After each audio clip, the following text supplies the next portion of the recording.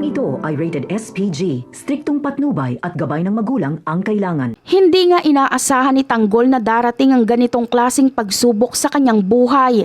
Sa isang iglap ay nawala ang kanyang nag-iisa na lang na kapatid na si Santino sa kamay ng mga hindi pa nakikilalang salarin.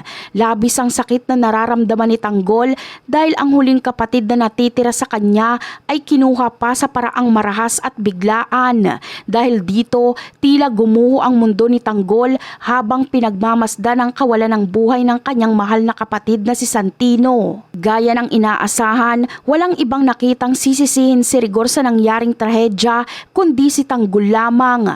Para kay Rigor, si Tanggol ang ugat ng lahat ng kamalasan at gulo kaya nauwi sa pagpaslang ang buhay ni Santino. Hindi tumitigil ang mga masakit na salita at paratang ni Rigor laban kay Tanggol dahil sa galit na nararamdaman nito. Naniniwala si Rigor na kung hindi dahil sa mga desisyon at galaw ni Tanggol ay buhay pa sana si Santino hanggang ngayon. Sa kabila ng mga mabibigat na akusasyon ni Rigor, nananatiling matatag ang loob ni Tanggol. Hindi niya napinansin ang mga panunumbat ni Rigor dahil alam niya sa kanyang sarili na malinis ang kanyang konsensya.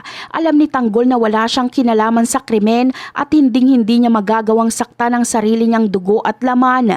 Ang mahalaga sa kanya sa ngayon ay ang katotohanan at hindi ang mga maling hinala ng mga tao sa kanyang paligid.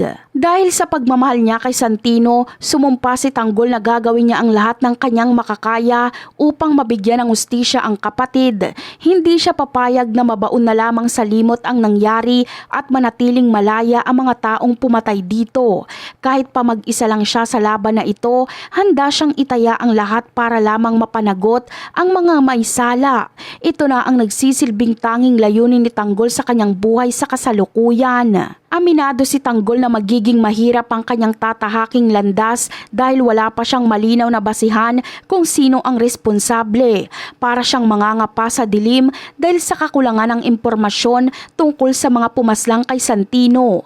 Gayunpaman, hindi ito magiging hadlang upang itigil niya ang kanyang paghahanap sa katotohanan. Sisiguraduhin ni Tanggol na sa huli ay magbabayad ang mga kriminal at makakamit ni Santino ang katahimikang nararapat para sa kanya.